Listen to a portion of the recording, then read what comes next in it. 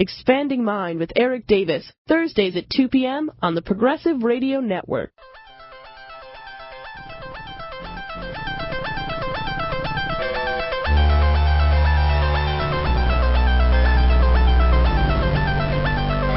Welcome to another edition of Expanding Mind. I'm your host, Erik Davis, and we will continue this week our exploration of the cultures of consciousness.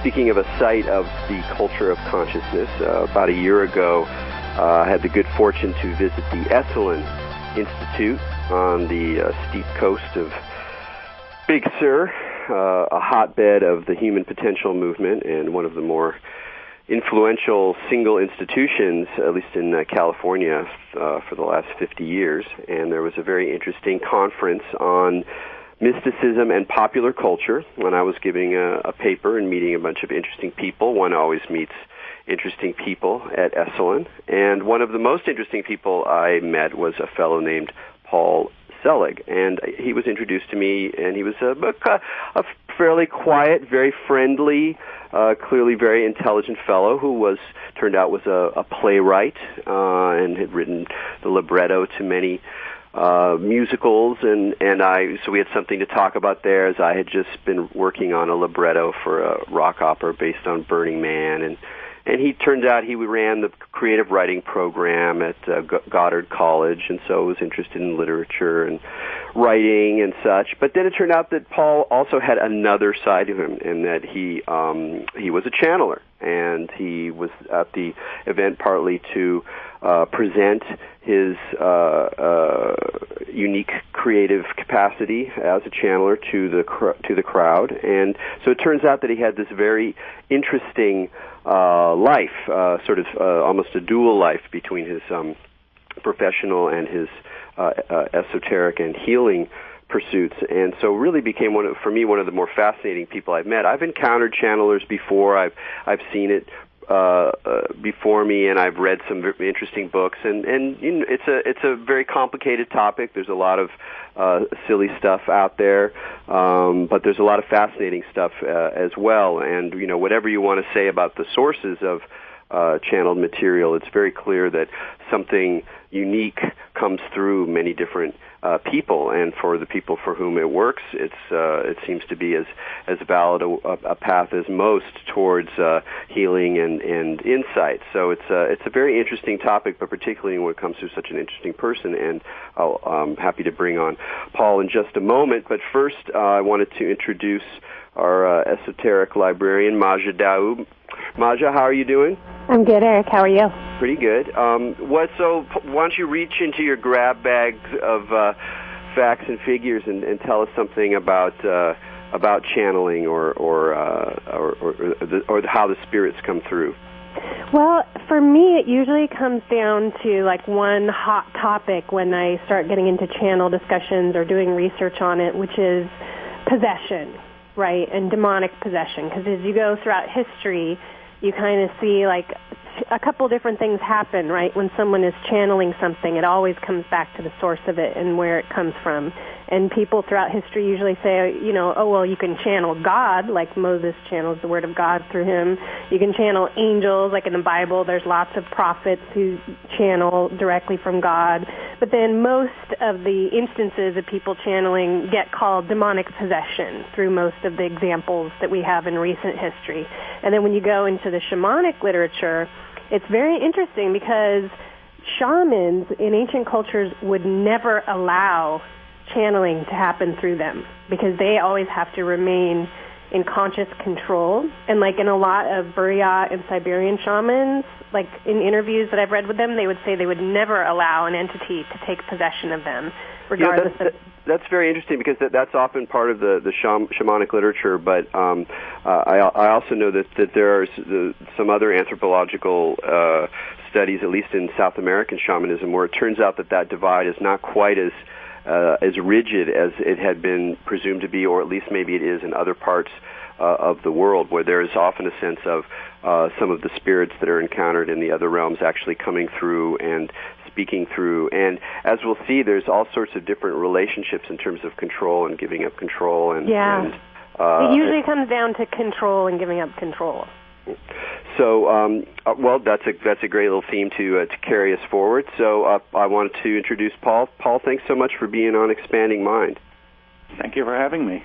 And I want to mention that Paul's just come out with his first book, I Am the Word, A Guide to the Consciousness of Man's Self in a Transitioning Time, a channeled text. And I think that's interesting. You put that right on the cover, because of course there is a whole literature of channeled writing, and it's a certain way of framing writing, which is one thing I want to talk to you about later on. But first, I'd really just like to start off with your story. To me, your personal story of when you discovered your healing gifts and the energy work, and then subsequently this clairaudience and your experience with channeling. It's just a fascinating tale because of where you were in your life and what kind of life you had at that time. So if you don't mind, I'd love it if you could talk a little bit about where this stuff started for you in your life.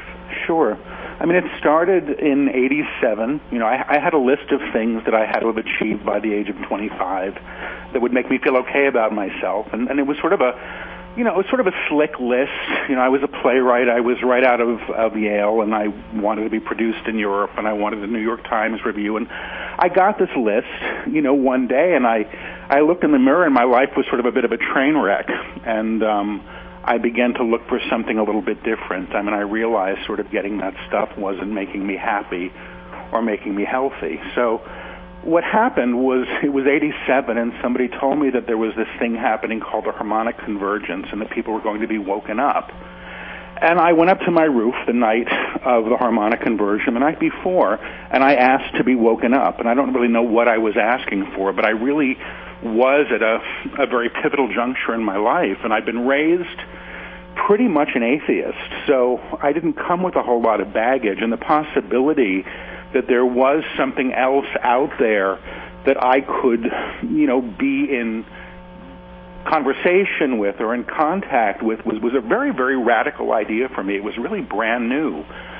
But for some reason, I was very wide open to it, so I went up to my roof and I asked to be woken up, and I ended up having an experience. It was a very physical experience. It was an energy experience. I felt energy sort of moving from the pit of my being up through what I now know to be my chakras, and, you know, out through the top of my head, and I was sort of paralyzed. I wasn't really hearing, but my body was swaying in the energy, and it really felt kind of wonderful. I mean, it's the only way I can describe it. And can I just ask a question? I'm curious, like, where was your state of mind or your emotions at that point where you decided to ask for it? I mean, that's always it's a very pivotal point, you know, when people say, you know, I'm going to turn towards Source, or I'm going to pray, or I'm going to open up to possibility that I would never conceive before. Were you in despair? Were you expecting? Were you just experimental? I'd already sort of crashed and burned, so I'd already had that experience, I think, which had allowed for the opening. This was a few months later. So when I think I went up to the roof, I went up with expectation. I went up with the belief that something could possibly happen. And I was wishful, you know, and I was extraordinarily innocent, I have to say, for somebody, you know, who was sort of a rock and roll kid. I suddenly was very innocent. Somebody had given me a crystal and a mantra, and I went up to teach myself to meditate on this roof. I mean, it was really one of those things. I was, you know, 25, and I think I was hopeful. I don't think I believed what ended up happening would happen. I think there's a lot of ways one could probably describe that experience in other ways. You know, I don't know what it was, really. People later said it sounded like a spontaneous Kundalini awakening, or something that people called a soul awakening, but whatever it was, it was. And the next day I started seeing lights around people, you know, and there was these little lights that looked like fireflies, and I kept seeing them. And gradually, I was sort of instructed by friends to go check out an energy healer to see if that might give me some more context for what was beginning to happen to me. And I became so interested in that because, you know, coming from my background, it wasn't enough for me to be told, and this was sort of the height of New Age stuff. It wasn't enough for me to be told that somebody could wave a crystal over me and I would be better, or I would have an experience, I needed to have my own experience that I could either see, feel, or hear. So I found a method of energy work that was very physically palpable for me, and I ended up studying it. And then I ended up volunteering at a place called the Manhattan Center for Living, which was in Lower Manhattan. Marianne Williamson had started it. And it was really supporting people with life-threatening illness, mostly, AIDS and cancer. And I was working there as a healer for a few years, and I found that when I had my hands on people, I started to hear things. So if I had my hand on your shoulder and I heard Jeff, and I wasn't thinking about Jeff, I sort of slowly learned to say, by the way, who's Jeff? And the client would usually come back with an answer and say, oh, that's my brother or my lover, my father. And we'd work from there. And I began to open. When that first happened to you, did it seem natural, or was it kind of shocking to you? It was surprising, and I think I only began to trust it because originally I ignored it. I had a client, way back when, who was a malpractice attorney. He was a private client, and he got on my table, and I was worried that he would fall off and sue me or something. And the whole time he was on the table, I kept hearing broke back. And I kept thinking, I'm not going to say broke back to this guy, or did you break your back? And he got off the table at the end of the session. He said, I was wondering why you didn't mention my broken back, or why you didn't work on that. And so I realized that if I ignored these things, I wasn't doing anybody any good. So I would just sort of say them. And that's when I began to get feedback. But initially, I think I was just sort of quietly surprised that it was happening. But I'd begun opening up empathically before I started to hear.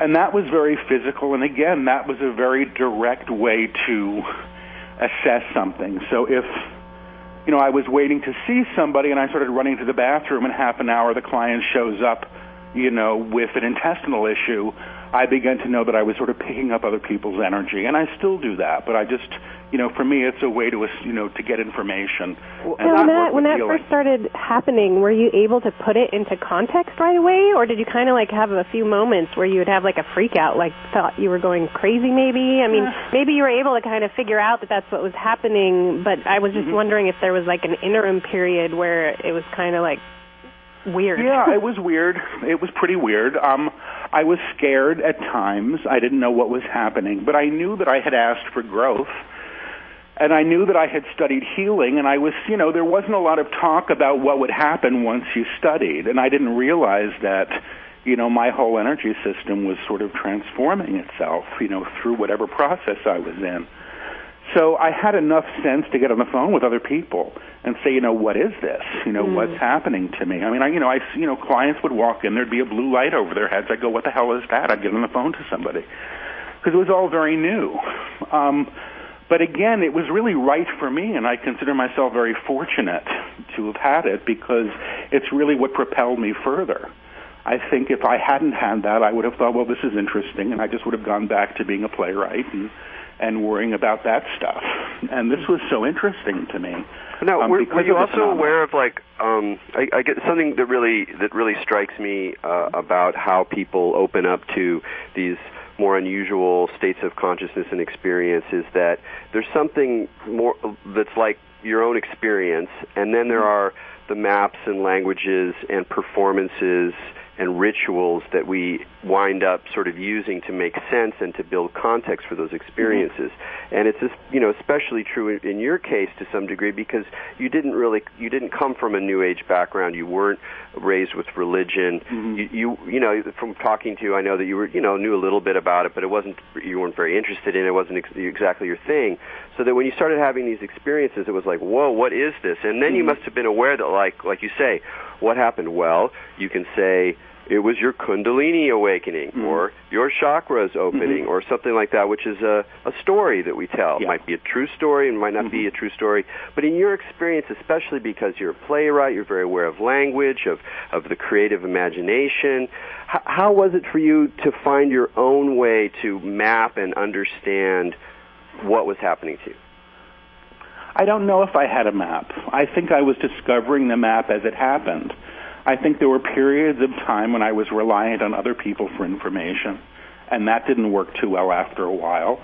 I mean, I think it's important when you do this work to have people that you respect who do the work also to check in with but I'm not tied to a modality. And, the work that I do now, which is channeling, is nothing that I was trained in, and, whatever mediumistic work I do is something that really evolved. So at times I think I'm somewhat envious of friends of mine who come from a tradition, where they have that information, at hand. So I agree with you. The language that I give things are the language that I'm able to, but I don't know what happened to me on the roof, and I don't actually need to have a set description for that other than, there were fruits to it. There were real benefits. It was transformational. My life kind of wasn't the same, but it happened at a period of time in my life where things were happening very quickly. So without a map, it was pretty horrible, to be honest with you. It was very confusing. It was a huge identity crisis for, probably a good 4 or 5 years of what am I and what is this? Because to go from living in a universe where there is no God or whatever you want to call that to one where there is turns everything upside down. At least it did for me. And, when I had a taste of it, and I had a few experiences in the late 80s and early 90s, which were pretty enormous for me, but once I had a taste of it, everything else seemed to sort of pale in comparison, and it kept me hungry to know it more. And I think, it's easy for me now, I think, because I'm comfortable, financially at the moment. I like my work. I'm not operating out of a place of a need to solve a problem through spirit, as I perhaps was, back in my 20s, to get a little complacent. But I really think that the map was created out of need, and the next steps really appeared as I needed to know them. I mean, if somebody, it's funny, I remember joking to somebody in 87, we were watching something on TV, and I made a crack, like, in 20 years I'm going to be wearing a turban and telling fortunes on a street corner. And I was joking. And I also had a vision, of myself that once I got spiritual, I would have this amazing body and, long hair down my back, and I'd be doing Tai Chi on my roof, and I'm a fat, bald guy at the moment, So these things don't necessarily happen as I think that they should. But I do think that the map becomes available as we walk. And I kind of think that if I had one laid out for me that was sort of based on somebody else's ideology or system, I'd resist it, or I'd feel oppressed by it or confused by it. So I'm sort of accepting the way it's working now. Well, it's very interesting that you say that, just because, like, one of the things I was talking about, how people would put those kind of channeled experiences into demonic possession. So, like, if you're raised Christian and you start hearing voices talking to you, you will think that you can think that you are being possessed by something, and then it just turns into this whole downward spiral into, like, maybe more of a schizophrenia type of situation instead of a more freeing and releasing acknowledgement of a spiritual experience. And it all becomes very negative very quickly when it's put into parameters like that. So when you're able to have it in a more kind of freer expression without putting it into like a good or bad situation, but just kind of flowing with it, I think you can prevent a lot of that damage from happening to you. Yeah, but I was listening to what you said earlier, and I'm not a trance channel. I'm a conscious channel. It's very different. And I have control issues too, and I don't want somebody taking me over. That's not anything that I'm doing. I'm party to what's happening, but I'm very much receded. So, and when I hear, I whisper the words to myself as they come, and I repeat them. So there's a little bit of a stopgap, but I do understand that idea that you're opening yourself up. I think that it's healthy to open yourself up to spirit when you trust spirit, and spirit can be how you define it. And do I think that there are things that are flying around out there that are not very good? Yeah, I think there probably are. But I don't think that what I do, which is really a form of clairaudience more than anything else, could possibly fall into that category. But it's interesting because I do groups every week, in New York, and I see clients, and the reason that I still trust this stuff is that it happens every week, whether I'm up for it or wanting to do it or not. and that people are helped. And when I work, it comes with a lot of energy. So it's very palpable stuff. I mean, you know, the room fills up, people get work done, you know, my guys will say, receive a hand on your head, and the whole room will feel a hand, you know, go to their head and go to work. So it's really in support. Maybe you can explain a little bit just for, you know, people about exactly what's sort of the difference between a trance channel versus the kind of clairaudience that you're doing, and a little bit more about that awareness and the way in which you're still present and to some degree even involved in the process even as it's coming through you. Yeah. Well, as much as I can, I don't know a lot about trance channeling. I've only seen a couple of people do it. Those people, in my understanding, sort of are stepping aside entirely and allowing their beings to be used. And they're speaking as, and they might not retain any of the information afterwards. I don't think there's anything wrong with that necessarily. I'm certainly not judging it. It's just not what's happening with me. And I believe, because my guys have said it often enough, that they'd love me to get a bit more out of the way and to be working more directly. And I think that will happen, you know, as I continue to trust. It happens, you know, periodically. But when I say that I'm receded, gosh, I mean, it's in the book that they wrote, you know. I mean, pretty much in the first chapter, they told me to go sit in the outhouse so that they could do the work, you know. I mean, they said, go to the shed in the back, sit down and read a magazine, and trust, you know, that we're working through you and that everything's safe. And that's kind of how it feels. I'm back there. If I hear something that I'm uncomfortable with, I'm going to question it, and that can be problematic at times because that is sort of my lack of trust. And I do it periodically in the book.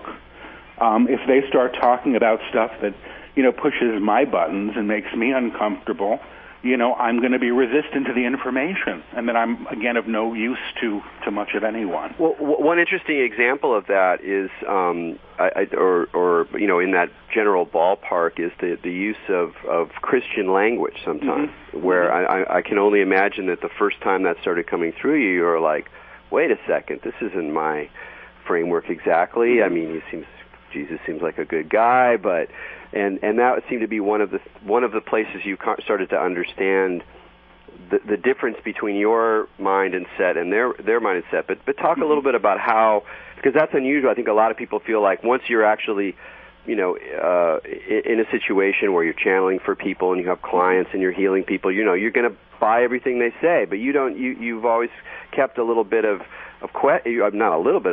You've kept a fair amount of questioning and even resistance occasionally. Yeah. Talk a little bit about that, because it's really fascinating and rich. The resistance. I mean, for me, it's very important that I operate in my integrity, and I have to trust what's going on only to the extent that I'm party to it.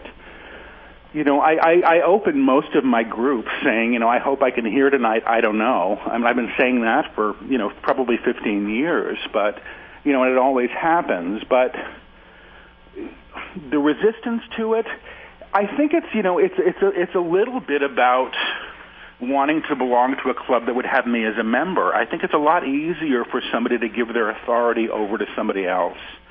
And I'm very surprised still that this is happening with me and through me, and I'm very happy about it because, honestly, it's benefiting my life in very clear ways. And the gifts that I have now, which are really, I've evolved as pretty much a full clairaudient, I'm clairvoyant, I'm empathic or clairsentient, that's all really evolved as a result of doing the work. And my guides pretty much say it's available to anybody who does the work. These are things that, you know, we're intended to demonstrate. And it's a belief that we're not supposed to, or that we can't access these things. It's part of the big lie, you know, that we continue to buy into, that the material is really the be all and end all. So I think the resistance really is that I'm aware of myself as a flawed man, you know. So, but in terms of what they say, I actually don't resist it when it's coming through. I mean, the woman who channeled Course in Miracles had a quote somebody told me once, which was something like, you know, I don't believe it, but I know it's true. And when I'm working, I know it's true. I mean, you feel it. You can't sort of doubt it. It feels that way. And my clients continue to come back because the information that they're getting seems to be accurate and helping them. So, it's sort of how it plays out. I don't know if I answered your question, but I'm trying. Yeah. I want to get more to the actual channel material and the guides. But one more kind of question biographically that I think is also really key is that at a certain point, or a couple points, you decided to essentially, hang out your shingle. You decided to start working with people. Mm-hmm. You decided to start charging money, and you decided to, on some level, represent what you were doing, even as you didn't want to, broadcast it to the whole world. So just talk a little bit about how you went into that process of sort of bringing yourself into the world with clients, with explicit story about what was going to happen here, because that's a very significant transformation. That's in some ways separate from the actual encounter that you had and was elaborating. Well, I was studying with a teacher who said, go out and do the work. And so I would have liked to have done the work. I didn't quite know how. And then the phone rang and somebody said, would you come volunteer at Manhattan Center? And then suddenly I had a practice. And I was scared. Who am I to do this work? But the energy was doing the work. It wasn't me. That was my training, was to be there and to work with the frequency, to work with the energy. And that was energy work more than it was energy work as opposed to channeling. Right. It was I was studying a form of hands-on healing in those days. So what happened with the clients and the business I have now is people who used to come for healings actually are people that would come to my groups, started to want to come and talk one-on-one with the guides that ran the groups. And it's funny because I never would have called myself a psychic or believed that I could have a practice at it. I had my ex used to say, ask the guides this, ask the guides that. And he sort of had a private reading, audience for about 5 years. But there was a lot of information that was coming through, and I realized that, this was accurate stuff. And then people started to come and ask to pay to sit and talk. And that's how the practice evolved. So it was, again, nothing that I was really seeking. It took a lot for me to get a website. That was wrenching for me to sort of claim it even publicly at that level. And, the book is a whole other thing. Yeah. Because it's, again, another step towards becoming visible when, there's a strong part of me that I think would be more than content to, sit under a rock someplace and do my stuff. Because I do have another life. I work in academia, and that's a healthy part of who I am. But, my feeling is, that it's time for the work to do what the work wants to do, and it would kind of be arrogant for me not to show up for it. Well, one thing I think is very interesting about your story is how you did go up on the roof and ask to have connection to Source. And this is something I think a lot of people don't realize when they ask for that, is that, and this is the whole shamanic story, right, is that when you get connected to Spirit, you get things from Spirit, you get opened up, but then you have to kind of pay the piper, right? Once you get that ability and open up, Spirit comes to you for help, through the form of doing the work, right? So once you ask to get opened up, then comes the work, and it comes kind of whether you like it or not. And I've heard a lot of people tell stories about that, where they'll have this experience and they think they want this personal enlightenment, but then what ends up happening is they have to do this kind of, not necessarily sacrificial, but sort of sacrificial work that follows when you increase your awareness. That was my experience, and it still is. It doesn't. I don't think that investing in the paradigm of struggle, or that one has to suffer in order to attain enlightenment, is healthy or true anymore. And my guides actually talk about that. But they do talk a lot about, releasing those things that are standing in the way of our expression of our divinity. And they say that that's really what we're here to do, is to express ourselves at that level. And, they use the word, Christ or Christ itself, or, there's other words for it. But that's how they speak, and that's not necessarily a whole lot of fun, to do that, because I have a great investment in who I think I'm supposed to be.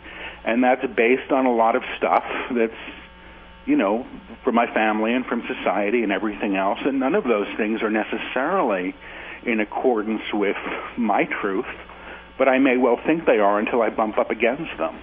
And that's not a comfortable encounter most of the time. Right. Well, I really want to get more into the stuff and talk about the book more directly. We're going to take a short break here. I'm Erik Davis. You're listening to Expanding Mind on the Progressive Radio Network, and we're talking with Paul Selig, author of I Am the Word, A Guide to the Consciousness of Man's Self in a Transitioning Time. So we'll be right back after these promos.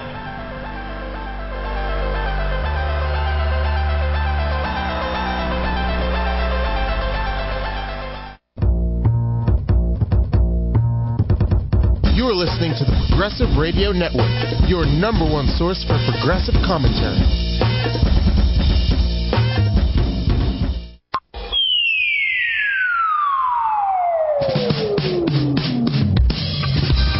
Hi, this is Dr. Mayer Einstein. Listen to me every Monday evening at 7 p.m. I'm going to explain to you how less medicine, less pharmaceuticals, less vaccines may actually make you healthier. I will be live. It'll be a call-in every Monday night at 7 p.m. Please come and join me. So join in on the conversation at 888-874-4888 every Monday at 7 with Dr. Eisenstein.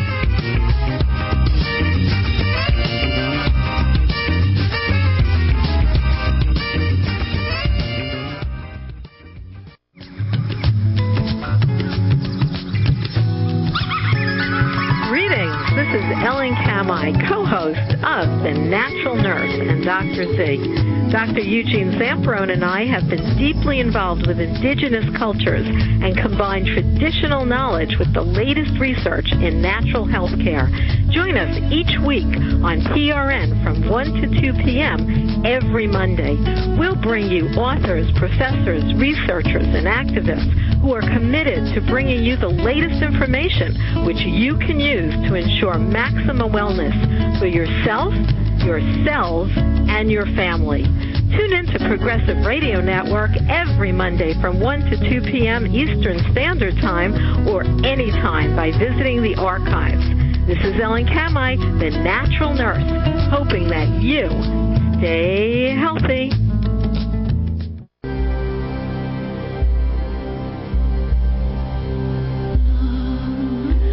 Hi, I'm Dr. Cheryl Selman. I invite you to join me every Monday at 2 p.m. to listen to What Women Must Know, a show with a purpose to empower women with truthful information and in-depth, honest, candid conversations regarding holistic solutions for their bodies, their hormones, and pertinent life issues. So that's 2 p.m. every Monday on Progressive Radio Network.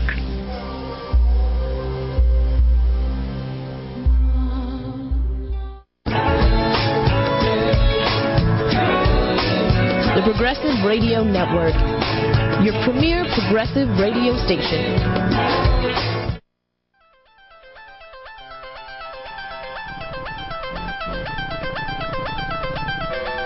Welcome back to Expanding Mind, where we're delving deep into some of the mysteries of consciousness. We're here with Erik Davis, myself, Maja Daou, and our guest today, Paul Selig, who's just written a book called I Am the Word. And Paul, one of the things that's always fascinated me about channel material is the nature of the guides themselves and kind of their identity and like what kind of consciousness they are, if it's outside of our own consciousness or if it comes from inside of ourselves. And this is kind of a topic I usually get into with people when I talk about it, is if it originates from inside of ourselves or if they are actually outside consciousness entities, and what really the difference is that is like that delineator between our consciousness and that kind of other conscious entity that's coming through in the channel. Then, like you said, you distinguish between like having some control over retaining your ego and Paul Selig, and then that kind of total release to the guides. And I was just wondering if you could maybe talk a little bit about how they have identified themselves and how you feel about them, like what your relationship is to them. I mean, they say we are the word. When I ask who they are, that's what I get. You know, that's how they identify themselves as a collective energy. They say that they're teachers, healers, missionaries. You know, I've heard ascended masters. I mean, I've heard these things, but I'm not working with names. And I think some of that's because I don't really want them all that much. When I was new to this and sort of just exploring the New Age, I had a lot of resistance to what I felt was a fair amount of spiritual materialism that was sort of running rampant about, you know, this modality versus that modality and this guide versus that guide. And I'm actually kind of pleased that they come through as they come through. I don't see them. I mean, when I see, I believe I've seen a couple of them actually in meditation, but for the most part, when I'm seeing with my eyes open, I'll see what I see as orbs of, you know, sort of a really beautiful cobalt blue light. When they're around, I've had other people who are clairvoyant who've certainly come for sessions, and they've seen a bunch of people around, you know, giving information. When I was new to this, first of all, I was very surprised when I started to hear. And it was the very first sort of healing circle that I ran, and I was expecting to just sort of teach the stuff my teacher at the time was teaching. And then all of a sudden I heard a voice, and it said, you know, ask them to receive this energy. And I said it, and I was surprised, and I kept apologizing for it. You know, I'm hearing this. I'm sorry, it's not what I was expecting. And that's how my group started. And the energy was very beautiful and very potent. But I was always frightened that I would have 20 people come to my apartment or wherever the group was being held, and I wouldn't be able to hear anything. And one night I was doing a group in Connecticut, and before the group I heard my guide, and he said, you know, can we have permission to merge? And I said, okay. And there really was a sense of an energetic download. It lasted probably about 40 minutes, but I just sort of felt this energy pouring through. And since that time, I felt pretty much like there's a direct link, like I'm not waiting for something to show up. When I read for clients, it's a bit of a different thing, because people will say to me, what's going on with my brother Fred? And then I tune into the brother Fred. I step into his energy field. I'll often begin to resemble him or whoever I step into or tune into, and then I'm hearing Fred, and the quality is different. So you don't actually like do any kind of preparation or ritual or trance to prepare for it? You just kind of like ask and open, and they're there? I sit in the chair, I put the dog in my lap, I close my eyes, and let it rip. You know, I ask Spirit to put the words in my mouth, and that's it. I mean, I used to be more involved with that. And I found that, you know, sometimes when I'm actually very tired, I'm a better channel because I'm a little less out of the way. So I know I don't have an involved practice anymore. But I also don't approach it as something extraordinary anymore. I mean, it's very much a part of the way that I live my life, is in conversation with whatever these energies are. You know, in terms of, you know, what is from within and what is from without, I mean, I don't fully understand that. I remember once asking a medium who said, you know, the higher self is sort of the conduit for the guides to work through, and certainly I think that that's something that can be accessed, you know, in this way.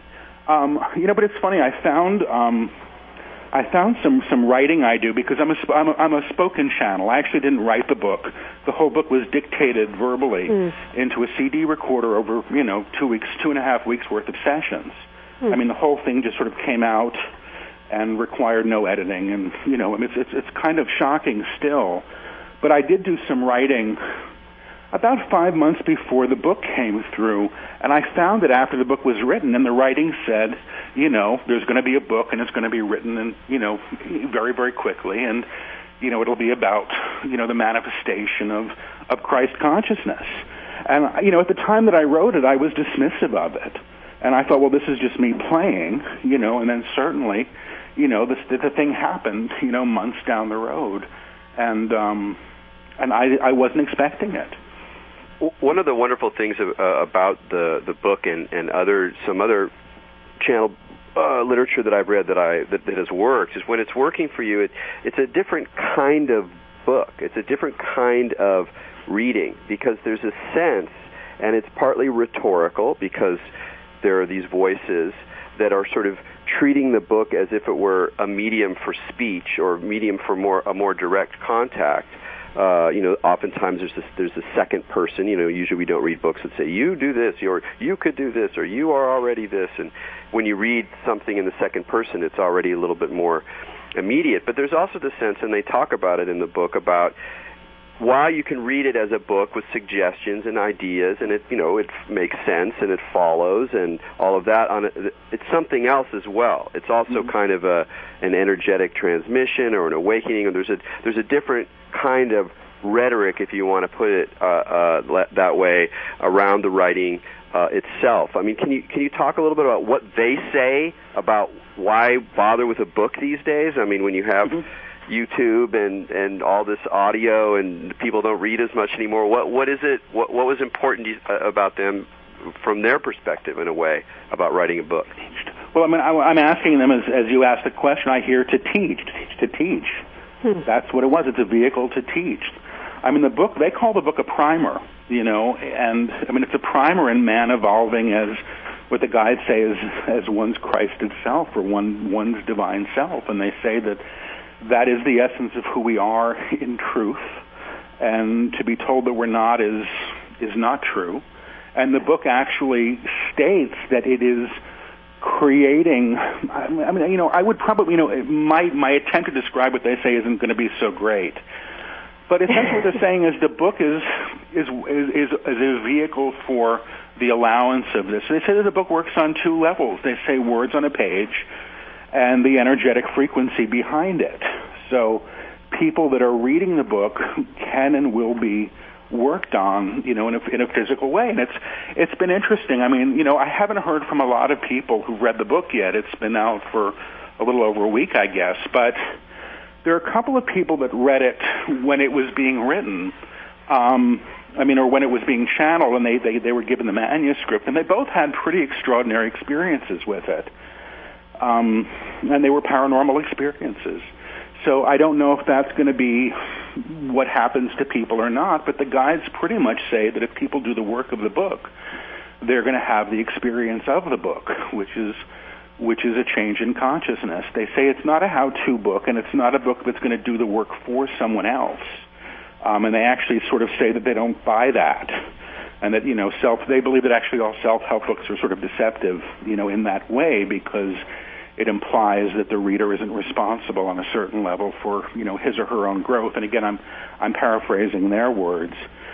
But they do say that people will be changed. They call the book a passage. It's well, a and so do book. you think, or maybe if the guides think, so if someone reads this book, basically they're kind of like tuning into the consciousness of your guide specifically. So almost like reading the book, you're like, people might like be able even to come into contact with your guide. So they're kind of in a little way like propagating their consciousness into other people's consciousness, right? Well, they're sponsoring a shift in consciousness for the reader. I believe that's what they're doing. And for those that want it, I don't think it's going to happen to someone who doesn't want it or doesn't do the book. I mean, right. I had a friend that read the book on an airplane in 2 hours. I don't think he's going to have necessarily experience with it, beyond the information, because there's a lot to do. But I do think, there's a level of sponsorship that is implied here. Can you tell us a little bit about, you have the phrase transitioning time in the title, and of course everyone from wherever they sit in the world of, materialism or spirituality or traditional religion, everyone is like looking at this world around us getting more and more out of control, crazy, scary, the asymptotes are everywhere you look. Is there a kind of clear sense that they have about what is happening? And while their message seems to be very positive in many ways, does one reconcile that with what looks like an increasingly heavy situation that we're facing on the planet at this point? Mm-hmm. Well, the book says that we're at a juncture, and that we actually have the ability for a mass shift in consciousness. That's what and the book is there to support that. And they actually say that the information in the book is being channeled or brought through other mediums in other cultures in a language that's appropriate for that culture. But that this is something that's needing to happen now, and that we really have, we have the means to destroy ourselves, and we could well do that. I don't think they say this in the book, and I don't even know if it's implied. There's nothing really gloom and doom in the book, but there really is a sense of urgency that I feel in the book that we have the opportunity now to make a big leap. And it's a leap in consciousness, and that happens on an individual level, and it can happen on a mass level as well. But I think it happens within one person, and that allows for more and more. So are they talking 2012? It's funny, they never use that. They never state the date. Do I think that they're doing that? I really haven't asked them if that's what they're talking about, but my hunch is it probably is part of this. But in terms of what's around us, what I get is that, what they say actually is that the structures that are no longer working are collapsing, and that's not a pretty thing to watch. But they're collapsing because they're not operational anymore, and they're not vibrating in what they would say is truth. So those things that are not vibrating in a high frequency actually have to be cleared or released or recreated. So I think that that's part of what we're seeing around us. I also think there's a lot of resistance. I think that there's an enormous resistance to the possibility of change, and I think that we experience that, both internally and culturally and every other way. I have a question kind of regarding that, because they seem to have this message of unification of consciousness, and they definitely are trying to, trigger that consciousness shift. And so I'm curious if, I know the book hasn't been out very long, but I'm wondering if, even maybe before you wrote the book, if you have come into contact with any other mediums that have identified themselves as channeling your same guides, or if you think because channeling seems to be something that always happens on a very individual level, and I've never really heard of a bunch of mediums coming together that all channel the same thing, the same kind of identity. And I'm just curious if you've had that experience where through that unification of consciousness that they're trying to accomplish, if you have unified with any other mediums that are communicating the same message. Well, I don't know if unification is the right word. When I hear that word, it reminds me, there's something actually a little bit dark about the word, as if we should all be wearing the same uniform. Oh. And I don't get that, but I actually have a very dear friend that I met a couple of years ago, online of all places, who is a medium in Rhode Island, Jeanette Meek. She's an astonishing old-time spiritualist medium, and we do share some guides. And when she first read my material, or the material that was channeled through me, she recognized a lot of the information, and it was stuff that she had channeled, a number of years ago. And she's been working, on her own. And I think she's an extraordinarily gifted psychic. So, I do think that the message can come in different forms and in different vocabularies that can reach the people that it's intended to. But I really think that, at its essence, the teaching is saying that we are worthy of the expression of our own divinity. And with that comes ability, and with that comes responsibility. And if you're not, and they say, point blank, that you can't ignore the divinity in your brother or in your fellow human being and expect to be able to see it in yourself. You can't do that. It's all about congruence on that level. Well, you talk about the vocabularies that are necessary, and I kind of mentioned this before, is that there is a Christian vocabulary here. It's not typical Christian. It's not Orthodox Christian. It's certainly not Catholic. And yet they do use words that, probably for some of your readers or some of your clients are a little bit unfamiliar. Yeah. Do you have a sense, either by what they say or by how you've come to think about it, about why that vocabulary is still relevant, or the way in which it's still relevant today? Well, I mean, when they speak about Christ, they're not speaking of it in terms of a personage, and they say that right at the beginning of the book. I mean, I think a number of times early in the book they explain their vocabulary and why they're using the language that they're using. I think they're using a mystical vocabulary or an esoteric vocabulary more than a religious one. In the book, they really take issue with organized religion, and they talk about, that the Christ is not the property of Christianity as we understand it, that it's something that's available to everyone. But they're not necessarily talking about Jesus when they say that. I mean, actually, he's mentioned, I think, once in the book, and maybe a few times in really loving ways and respectful ways. And I was actually very surprised when that came out, and was myself, momentarily resistant to the language. And then I worked through it. I was raised, in Manhattan on the Upper West Side, and I was raised to believe that, at least I say this, my mother disagrees, but I believe that I was raised to believe that people who went to church were probably living in the South and not very bright. And it was a horrible way to grow up. But in a way, what I was gifted with was not having a tremendous amount of baggage around this once I started looking myself, because I knew that wasn't true. And I think I actually envied people that had a spiritual life that worked for them. It was something that I just didn't think I could have. I thought that was for other people who weren't perhaps as intellectual as me. But, the funny thing is I'm not an intellectual. I'd be lying if I were to say I was. It's just sort of, not how I operate. So,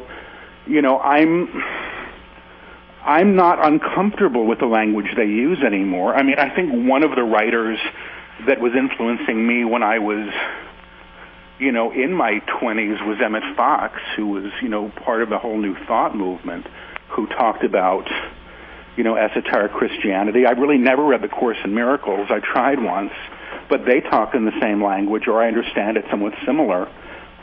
So it's there. But it's not, it's very funny, because when the first time I read aloud from the book, I had a friend there who just said I couldn't get past the language. I'm an Orthodox Jew, and I just couldn't get past it. And, and it's funny because they've dictated a second book. They did that last summer, end of last summer, beginning of last fall. That one took about 4 weeks.